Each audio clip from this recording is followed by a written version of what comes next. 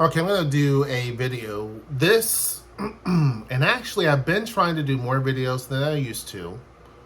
Still not quite where I was, but again, I'm super busy. I don't have a whole lot of free time like I once did. But you guys don't care about that. Be sure to join the Discord, even though I haven't done that as much either. But join the Discord. Make sure you like, share, subscribe, and comment. I did want to talk about something because people have asked me in a lot of the Ask Kirsch Noes a lot of different questions about moving here, moving here, moving here. And you know, you used to do videos talking about moving here. Where are those videos? What are updates? And so, all great questions. Ironically, yesterday I was on the train, the extended light rail train. To refresh folks, Tacoma has the T-line, which is a streetcar that we call a light rail because of its great separation at points, that goes from the Dome District all the way into the Brewery District and then into downtown, then from downtown into Stadium, a little bit of Hillside, and then into Hilltop. It kind of terminates there in Hilltop. And the end of the line is St. Joe's. The beginning of the line is the Tacoma Dome, depending upon which way you want to look at it. And that new extension opened up earlier in October. It's been great. It's funny because people say, well, what's the point of it? You know, I always say peopling. That's one of them. Also, no, not to be rude or mean, but sometimes the attitude in Washington, and I'm talking in all aspects, remind me of an earlier time in Kentucky. Just the mentality and just some of the views. And so I've been calling it Washingtucky because it's like it doesn't make sense, but peopling, right? But at any rate, getting back to this. People make fun of the streetcar and they say it's a bunch of homeless people on it. And the reality is it's a bunch of students on it. It's a bunch of people who park their cars in the parking garages and then they go into the city and work. You have a lot of those that do that because parking is becoming more and more challenging with all the apartment developments going up. It's hard to find the street parking that you used to find without paying a fee. There used to be a lot of random little hidden spots where you can park your car in some areas that are pretty well known. Park your car for free all day. You don't have to worry about it. Street parking where there's a meter, you have to keep feeding the meter, or some of the parking garages, same thing, or you risk getting a ticket or whatever the case may be.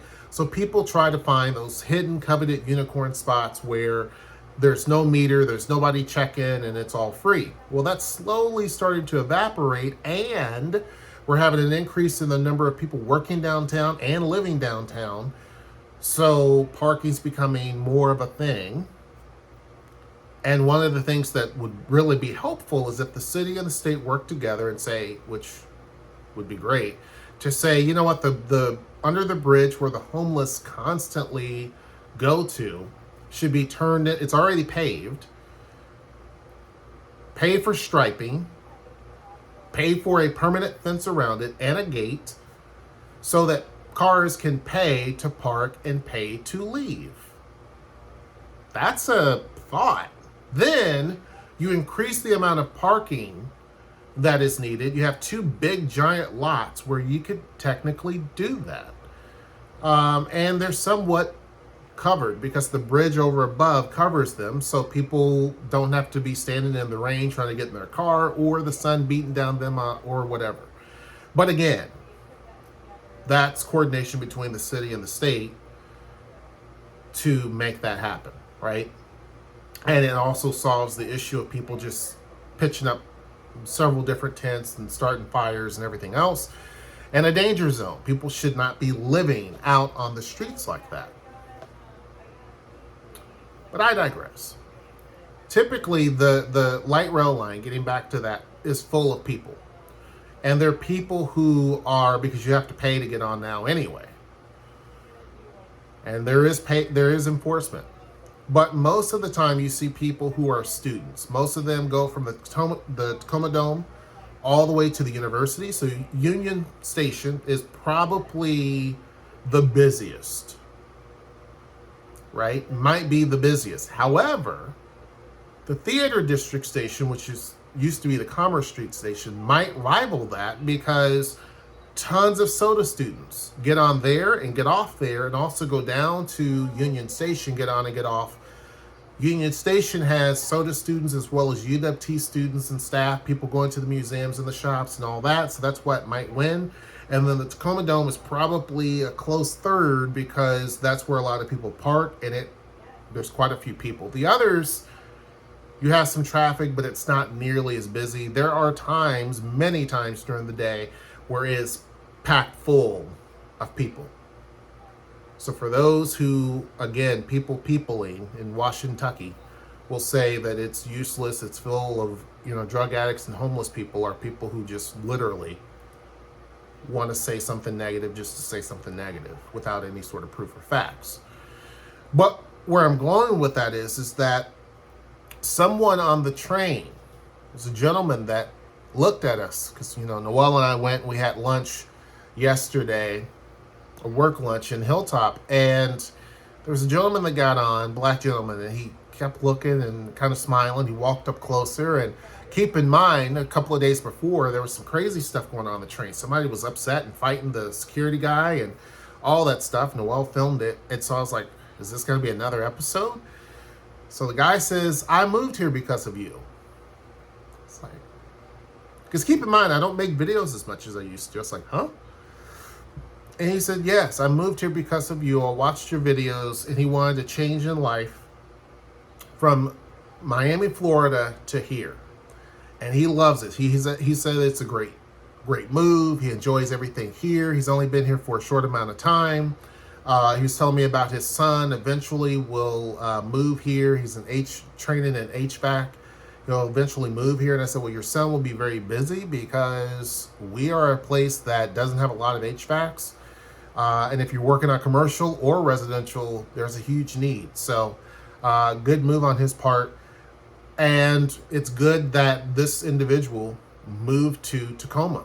I've often said we need more black professionals, black people in general, in Tacoma. And we need more professionals and more talents from all walks of life in Tacoma. Whatever we can do to make Tacoma a better place, we need that.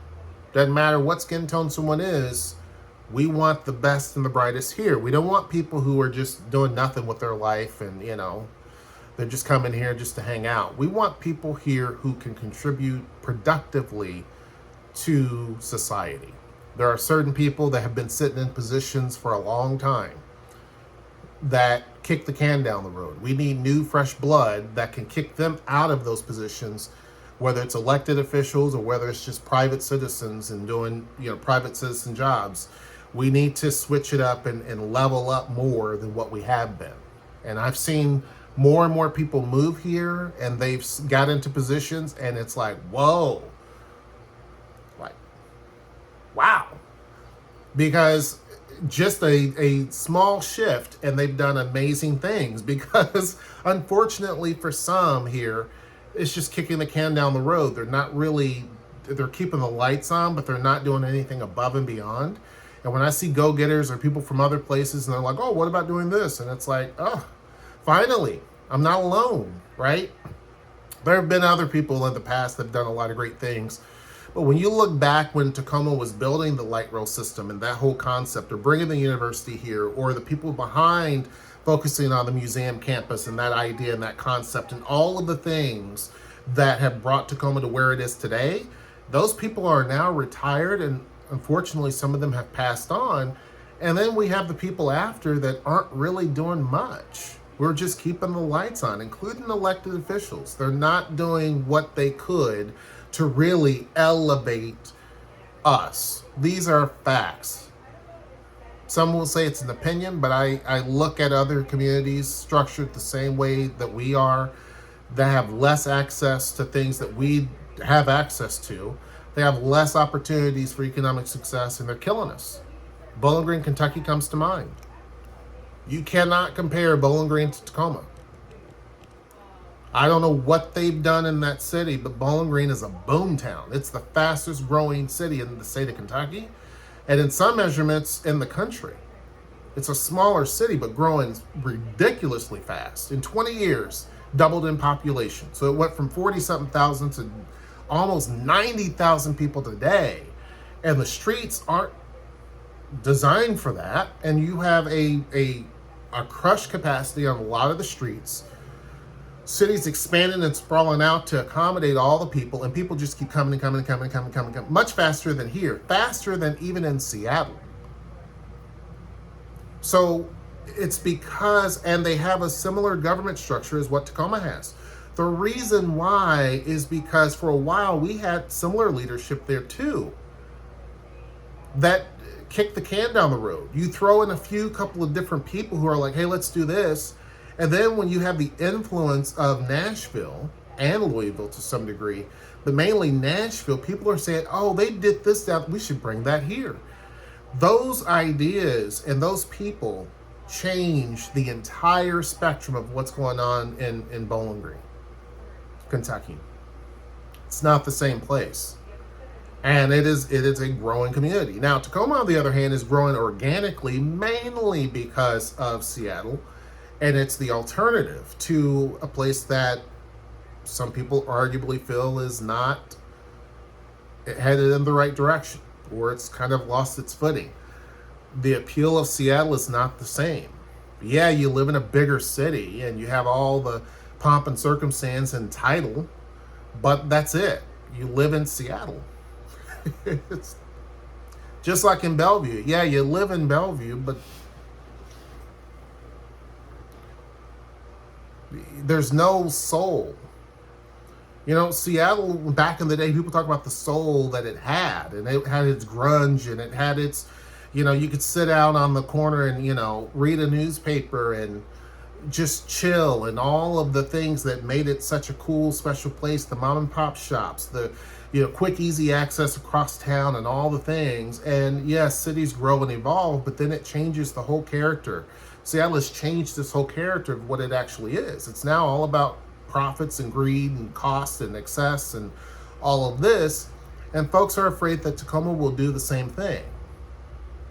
You see trace elements of this, but we still hold on to things that we value, such as art. Artists typically don't make a whole lot of money, and the ones that do make very, very well.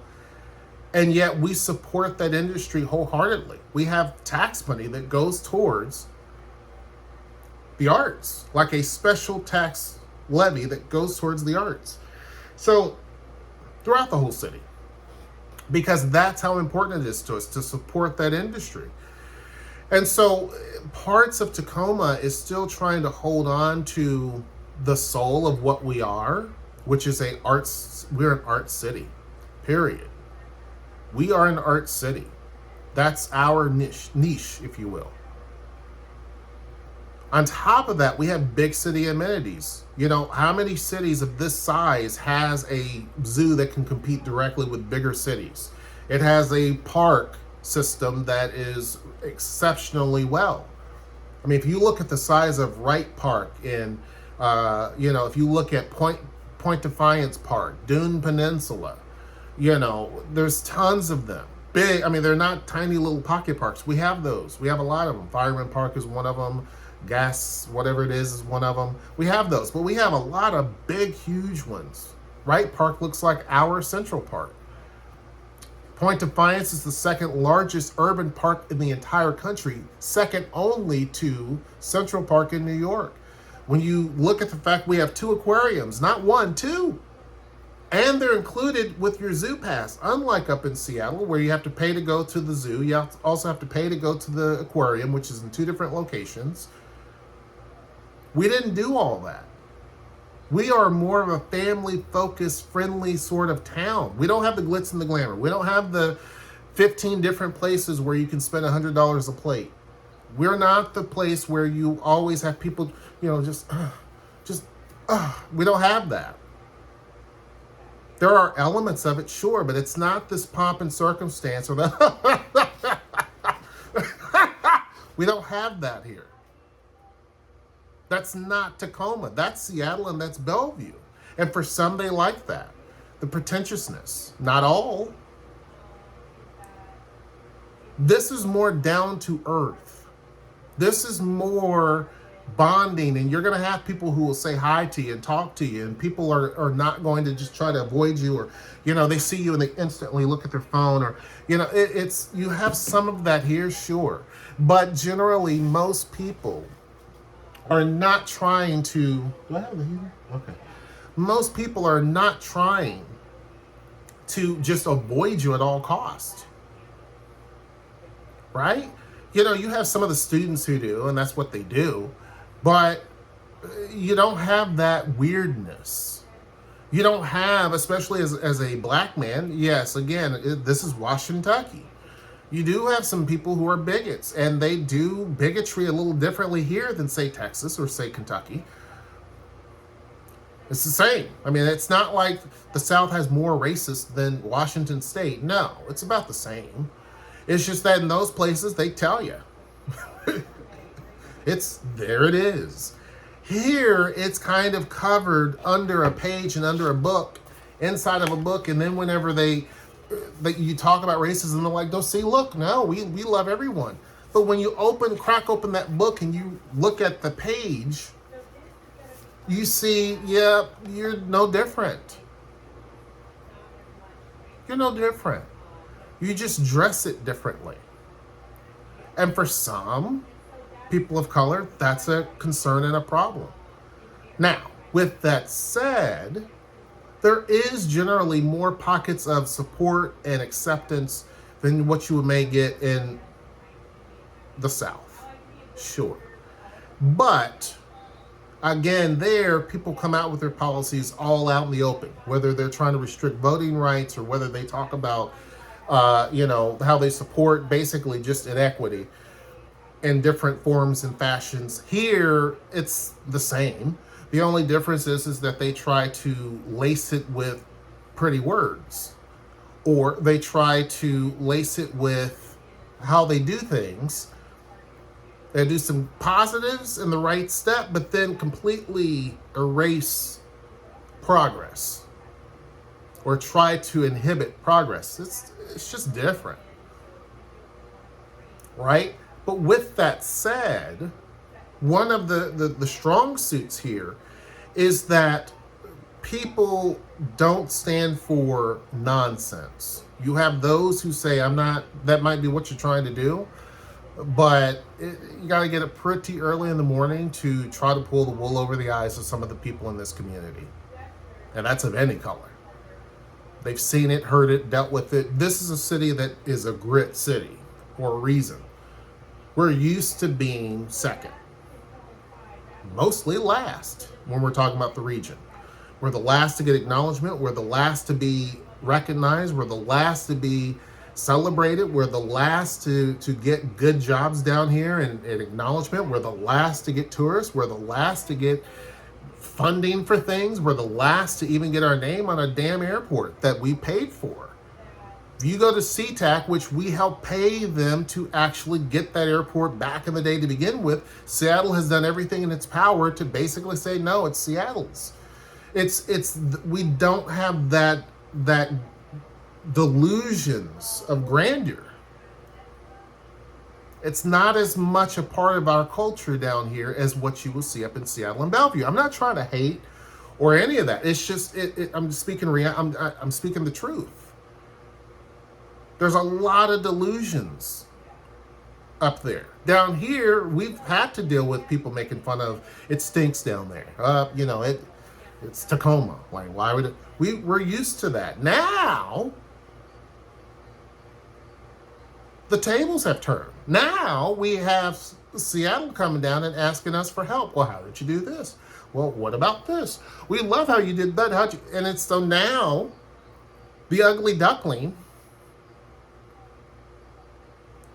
is getting a little bit of attention, and you have the golden child coming down and asking, we got some problems, and we know that historically you've had problems, So what did you do to solve those problems? And it's not a one size fits all, because we've had historical problems for a long time.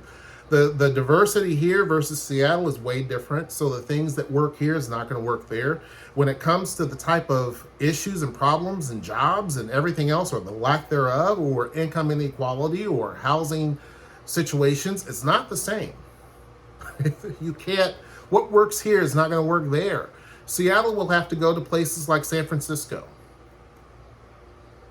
And as you can tell, San Francisco's not really doing so hot either. Why do I say this? Because both cities are star cities. For whatever reason, they're star cities. They don't necessarily truly, in my opinion, earn that in their state, but whatever. So investors have determined that's where they want to sink the bulk of the money at, is in those places. So when society changes, or culturally we shift to a different direction, they've invested so heavily in San Francisco, the Bay, let me not say the Bay Area, because let's face it, Oakland gets starved of tech money. But San Jose and San Francisco and some of the surrounding suburbs, similar to here, Seattle and Bellevue, get the bulk of any sort of tech jobs. And then it's sprinkled amongst Redmond as well, and some of the other places. And then most of the culturally diverse places, similar to the Bay Area, Tacoma, get starved of that same tech money. It's same thing. And the reason why you have two places, two regions that are struggling, is not because of the whole racial component of it. It is more or less because you have tech companies that have probably used stupid, bigoted policies in the past, invested heavily in mostly white areas and white suburban areas. They overbuilt in terms of jobs and offices and the capacity to sustain that. So then when COVID comes in, or the economy is not doing so hot in terms of interest rates, and the juice ain't worth the squeeze anymore, and people are saying I'd rather stay home than go into the office, you now, similar to Austin, Texas, when I was there, you have buildings, brand new, pretty buildings, pretty. Again, delusions of grandeur. All that, people said that about Dubai. It was built on a credit card. You have all this pretty, but you have nothing to fill it. It's just for show. The difference is Austin, Texas knows how to do it better, because they spread the wealth out to other communities. Samsung's not right there in Austin, but it helps Austin. It's in another community that can benefit. We don't do that here. It's concentrated in certain areas. So by default, you have a region that cannot grow outwardly like you can in Austin or Indianapolis or Bowling Green, Kentucky, and just keep buying farmland. You have to build up. And instead of focusing on a mixed community in terms of building residential, mixed use, office, all kind of intertwined together, they've built big old huge campuses in districts, Spring District or whatever the heck that is in Bellevue, and the Denny Triangle. All of that is just basically office, which is a very old, outdated method. Just is. And you would think technology companies would be like, that's not just like the whole headquarters in one area. REI got it right. You have several different little hubs so that people's work-life balance is better. So if my work-life balance is better as a worker, and I have an employer that cares about my well-being, the amount of time I spend on the road, childcare, all of the things, then I'm more likely to stick with that employer. I'm more likely to go above and beyond. But when you're treated like a number, and they just want you in the office just so that they can see you in the office, or they want to basically have you go out and buy and spend to prop up the economy, when the price of things are much higher, but your pay ain't getting much higher. You have what you have up in San Francisco and in Seattle to a degree, and kind of in Bellevue. You have an oversupply of office, a huge dip in the amount of people wanting to come into office. You have office built in areas that nobody really wants to go to anymore, to sit there and have to battle with parking. to fight on the street to go 30 minutes. It takes, for 1 mile, it's 30 minutes. Yesterday I got home. I live about 3 miles from downtown. It took me 35 minutes. Just because the traffic here is growing. Right? But imagine if you have places like this where you're trying to get to work and it's just people, traffic, and parking issues all day. What's appealing about that? So Bellevue has its own list of issues that they keep doing the same things over and over again. Developers keep building the same thing over and over again. Tacoma, on the other hand, realizes we're never going to get the shining glory of tech companies and big employers coming here. It's not going to happen. But what we do have are those soldier type of employers that are pretty, they're good companies. They come here, they get 10,000 square feet or 5,000 square feet. They put their offices here. Some of them have a regional focus, so they put their office here, or sometimes the government like GSA comes here. They put their office here, and the quality of life is much better. Because downtown Tacoma, I can literally walk across the street and I'm not worried about getting hit by 80,000 cars. Now, our downtown's getting busier, but it's easy to find parking. It's easier to get across places. Parking's not an arm and a leg. Food's not an arm and a leg. It's getting there. It's just easier. It's easier. Or I can live here and go all the way up there and take the train or the bus and make all that money and bring it back down here, which is what they're doing. So even though Amazon's not here and Microsoft and all that, they're up there in the golden child lands that lack diversity, people still bring the money back down to Tacoma. And so Tacoma benefits because our downtown and the spots that are being filled up is with housing. And that's something that people always are going to need. They may not always need an office, but they're always going to need housing, and they're always going to need a place to buy things that they can touch, feel, or a service. They're always going to do that. Now, if it's an Amazon type of thing that they can buy from, they're going to go online and do it. But to get your hair cut, you need to go into some place. To go and truly have an experience, you need to go to a pottery studio like the Paint and Panda Pottery Studio. You can't necessarily get that online. To be able to actually experience things and go out and eat at certain places, that requires you to go in. So Tacoma's doing it a completely different way. It's not like it was necessarily planned. It just kind of happened. We have a high need for housing, tremendous need for housing, because people realize you have a smaller Seattle technically, because it has all the things that Seattle has. There's not one thing that Seattle has that we don't have. We just don't have the excess. Yes, we have tech companies here. We have about 20 of them. Some of them are doing big. We are emerging in the green technology sector. We are emerging in the blue technology sector, which is water, right? We have companies here that destroy forever chemicals in water. It's an emerging industry. Our port is a beast.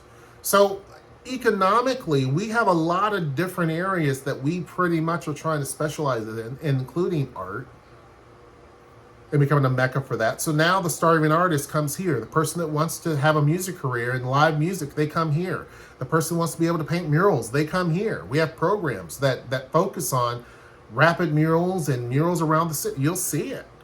And there's money that they're throwing at people. Then we have the blue and the green technology sector, which the city is throwing money at. So all we're seeing are more and more and more and more job opportunities starting to open up because of what we're doing here. So when the gentleman said, hey, I moved here because of you, it made me think about, yes, there are a lot of people that moved here because of my videos or other people's videos. And when they finally say, you know what, or I run into them and they say, you know what, we thank you. I get a little bit of a sense of pride because you want people to be able to move with confidence. I moved here, didn't quite know what I was getting into Seattle, but I knew that it was going to be a great move. And I still think that that was a great move. From Albuquerque to Seattle, great move. Nothing against Albuquerque. But when you really start to go through line by line by line in terms of quality of life, and you look at the whole totality of the region, Tacoma is hard to beat. I don't care if you're a single person, married, dating. I don't care if you're a baby all the way to 150 years old. I don't care if you're white, black, Asian, Hispanic, indigenous, Pacific Islander. Doesn't matter what religion you are. We have all of them represented. They all have their own religious centers. It's not this podunk, out of the way, uncultured place. If anything, one of the luxuries we do have is pockets of diversity everywhere. You have a community here. If you're Hindu, you have a community here. If you're Buddhist, you have a community here. If you're Muslim, you have a community here. If you're Jewish, you have a community here. If you're Christian, you have a community here. If you're black, white, Asian, Hispanic, all of them have their communities, and together and combined, they also have communities. So it's not where you have to seek and hunt and find, oh, let me see if they have such and such here. I don't know. Or people who have hair care, I don't, but they have special hair care needs. They don't have to sit and, do deep searches to find it. You just go out your door, drive down the road, and you'll find it. There's a big difference between here and everything else. Nothing against those places. I think they're great, but they have their flaws too. It's just that Tacoma's is more documented, more well-known, and more highlighted, and sometimes unjustly so. These other places, people find out the hard way when they move. They people love the pretty. They love the tokenism. And if you want that, Bellevue is probably your best place to go. Behind that, Redmond and all these other places, nothing against them. And Seattle. But once that wears off, and when you look at how much it costs to live there, some people said, I spent $1 million or $1.5 million on a house, and there's still gangbanging going on down my street here in Seattle. Or I spent $2 million on this home in Bellevue, but it's just people everywhere, where they can easily spend $1 or $2 million on a house on Fox Island. Down this way, which is where all the wealthy people live down here, homes that are $5 million or $3 million or $2 million, you're hard pressed to find a house under $1 million. And yet they see what they're able to get. A dock that leaks, goes out to the water. Big old sprawling house, look like it's on the Real Housewives or something. Your bang for your buck goes even farther, no matter if you're poor, middle class, or wealthy. These are facts. And you have access to all the amenities that make sense, that give you a good quality of life. Is it perfect? No. Is Tacoma a little bit more grittier than some places? Yes. Is it a crime haven like people want you to believe? No. And then when you have gentlemen like this, which, thank you, sir, for coming up to me, and I suggest anyone that sees me out in public, by all means, come up and say hi. He took a gamble and said, you know what? I'm all in. And he moved here. Got a job. He said, quickly, I got a job. And he said it was the best move that he could make. Yes, you're going to deal with the cloudy days. Yes, it's going to be colder than Miami, Florida. You're not going to have the beautiful beaches. Our beaches don't compare. You're not going to have all that warmth and all that. But what you do have is an insanely beautiful place where you can easily drive down any place and see Mount Rainier, a beautiful snow-capped volcanic mountain, where you can drive any place and see wildlife close up, whether it be sometimes Noelle has went to certain places for her job, and she's seen everything from mountain lions to raccoons to squirrels to deer to everything else. Where you can see water most places, where you can go certain places in the city, wait a while and see orcas, killer whales jumping around in the water. Where it's easy for seals to just be fishing and there's a seal. It's just coming up and doing it. You'll see some sea lions here every now and again out in the water. Where we have a awesome, amazing walking trail that goes all the way from Point Ruston all the way into downtown, and beyond, where the cost of living is higher compared to most places in the country, but one of the lowest on the West Coast, and you still have all the amenities and then some that other places like Bellevue, Issaquah, Redmond don't have. They don't have big, huge, we have a theater district where we have 3 or 4 different, more than that. We have a youth theater. We have, the Pantages, the Rialto. We have the Grand. We have, I was going to say Paramount, but that's in Austin. We have Temple Theater. We have a bunch of crap, right? We have a lot of different places. You don't find that in any other place in this region, from the Canadian border down to Olympia, from the water all the way over to the mountain, or to the mountains, the Cascades. The only place that has all of that, where you have access to rail transportation, where you have access to a robust bus system, where you have access to ferries going to different places, maybe not as good as what Seattle has, but we do have them going to Vashon, where you still have a city atmosphere, and it's not just built up on whatever Bellevue has. No shade, but I'm just saying. The only places that have that, where it's it has a museum campus and all this stuff, is going to be Seattle or Tacoma. It's a binary decision. Now, if you're wanting to have a city that has a good quality of life, you don't mind the suburban feel, there's tons of places. There's too many to mention. Lots of great places. If you want to be in a tech suburb, if you will, Redmond is going to be one of them. Issaquah is going to be one of them. Renton to some degree. There's other places. Bellevue is an edge city, but that's what you're wanting. You have those. But if you want to be able to have like children's museums and festivals that go on all the time, and events that go on all the time, and big, huge concerts from nationally recorded artists like Pink and Snoop and all that, you either have Seattle or you have Tacoma. And I'm talking on a consistent basis, not a one-off where somebody famous comes once a year or something like you find in some of these places. I'm talking on a consistent basis. Seattle and Tacoma, that's it. If you want to be able to go to a minor league baseball team, again, that's going to just be Tacoma. It is what it is. Some of these other places have things, but And